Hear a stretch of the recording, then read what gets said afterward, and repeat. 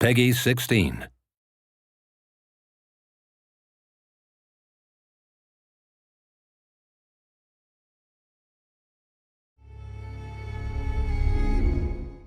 Hello world, I'm Patricia, and this is... Hi, I'm Dom, He is our... campaign designer. Yes, and we're from Creative Assembly, and we are about to do a Let's Play video on the campaign map. So, do you want to walk me through what we're going to see today? Yep, well, we're going to begin off just by showing you the front end and introducing you to the factions that we've been revealing over the past while. Sweet.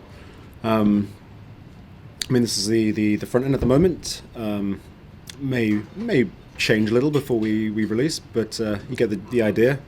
We have our factions, or our major faction groups up top here. In this case, we have Rome selected. You can see that we have the three families, the houses you can choose from. Cool. Now, each major faction, that is Carthage or Rome, or each faction group, Eastern Empires, Britannic tribes, Gallic tribes, successor kingdoms, and Germanic tribes, have a sort of a unifying faction trait. Now, in the case of the Romans, they get this little experience gain rate boost to their heavy infantry, and they get some food production bonus across their provinces. Everyone likes bread. Everyone likes bread, and circuses. Yeah. And then these remaining three traits are actually specific to whichever faction or family you pick. So in the case of these guys, the Cornelia, we have they're great administrators, obviously important statesmen within Roman politics, so you get a little tax bonus. They were very fond of Greek people, so you have this little Phil-Hellenic diplomatic bonus with all Greek factions. Sweet. But also they're a bit up themselves and don't care much for the little man, so they get some public order issues in their regions and provinces. Some riots going. Now Julia, which is Caesar's house, of course, again they'll have the Roman legions and the bread and circuses.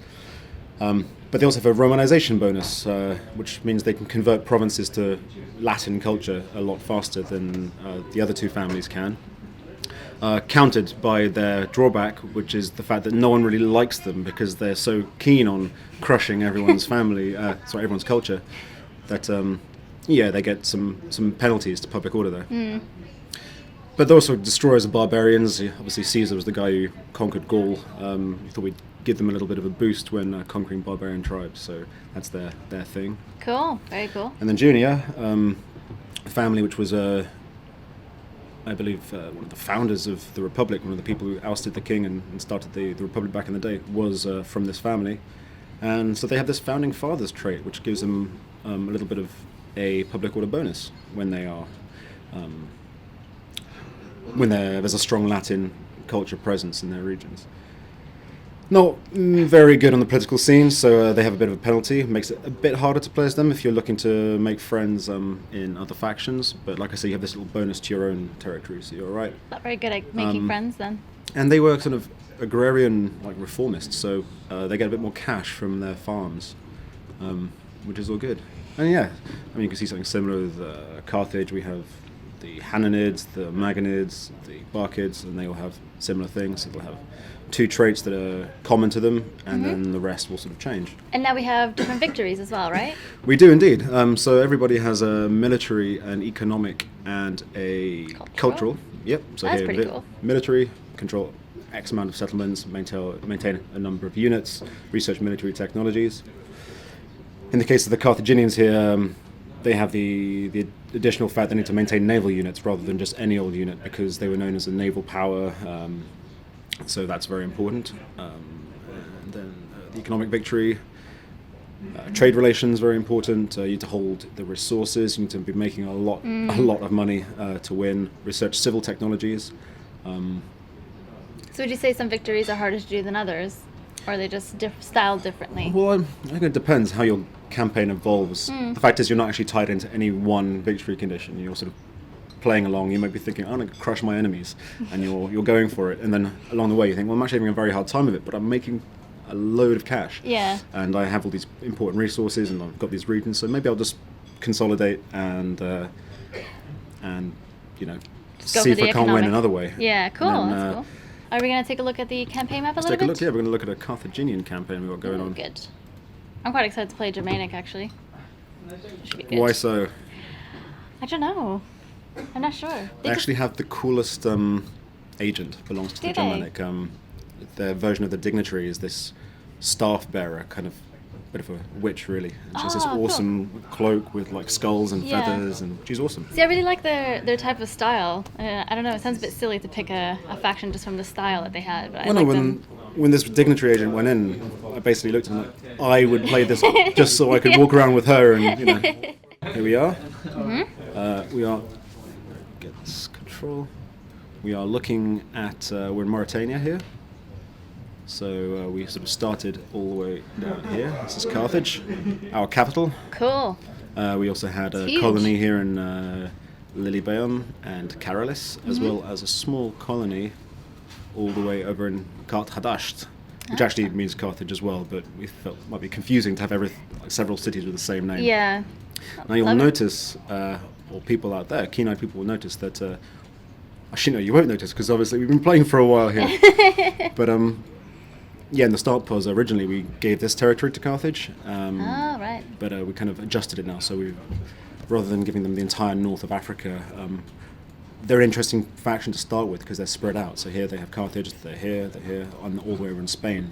It's a lot to manage in very different areas. You've got to really make sure you don't get overwhelmed by people. Run me through some of sort of the inner workings of a city, and maybe we can take a look at some of the politics, some of sort of the, behind the scenes things that may happen after a battle or before a battle.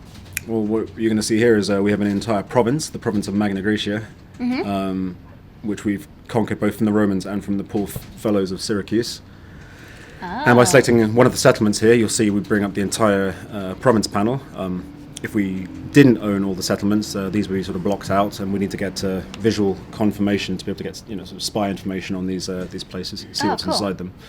But as you can see, we've got a lot going on here, and we're currently running an edict. This is the Stimulate Trade Edict, which gives a considerable boost to all your income from markets and trade ports. Obviously, it's you can't run these edicts unless you own the entire province. So if I say go back to Carthage, I just have the one settlement. I can max this out as much as I want, but unless I secure control of the other regions here, I'm not going to be able to just boost it with that extra bit of that extra sweetener that is the edict. So here, obviously, we want to make money. We've been trying to rake it in, prosecuting many wars. Yeah, you need money. You can't kill people without money. Always need that money. But what else we can do here? We can rally the mercenaries. Now, the Carthaginians were very much known for their use of mercenaries. Their civilian fighting force was not very good. Lots of their own citizens were fighting in the navy, but so if you want to add to your mercenary units, you can, when you have an entire province, go to rally mercenaries. Ah, look at the little green. Everyone's Yeah. celebrating. Well, in this case, they're celebrating. That's a population buff. You can Okay. see there. If it's a military buff, it'll have red confetti. And cool. if you're making lots of money, then it'll be a Gold one. gold one. Yeah, so visual confirmation. You set off your edict. You get this confetti effect. You can see it across the map in other places as well, assuming other people are celebrating. But I think these guys cool. are caused to celebrate. Now you'll see here that the Etruscan League have actually kicked the Romans out of Rome, which is quite an unhistoric turn. Yeah. But hey, that's what this game's about. It's about creating the sandbox and exploring it. Making your own Making history. your own history, or letting the AI sometimes create its own history for you. So here we are. We have the overview map, which I'm sure many of you have seen. I'm sorry, we don't care about unrest right now. What we care about is the map. Is the map. Yeah, many of you have seen this in the E3 video, of course. The world is huge. Massive. And see, these are all the people I know. It's actually quite tragic because, you look at this list. You see that Wow. Rome has been destroyed. Now there's lots of other people for us to kill, so it's not such a big deal. But look at all those people. Yeah. So we've done a bit of exploring. We've seen some ships around. You can see that we've got trade relations going on, and by trading with people further afield, you reveal more and more. As in Shogun 2, you have to encounter a faction before you can actually deal with them. Yeah. And you've made some enemies as well. Well, of course, not everyone is going to be on good terms. Like here, the Seleucids, for example, they have not much of a reason to like me. No. I'm dealing with their enemies. Sorry. You can see I've dealt with them in the past, so they have some goodwill. But when combined with the fact that I'm basically trading and being all pally with some of their worst enemies, Yeah. it doesn't add up very well. Are you going to try to rectify that, or are you just going to... Well, they're a bit far away for the moment. I'm sort of concentrating on this area here. Not a problem. The minute I start moving across, or if they survive and make their way across and start conquering, when we encounter each other, chances are it's going to start off very badly. Cool. And yeah, and as someone who is, on good terms with me, we have the Celtiki, or however you want to pronounce that. Cool. Well, thank you so much, Dom, for taking me through this, and I guess see you guys around. I'll see you soon. Thank you for watching.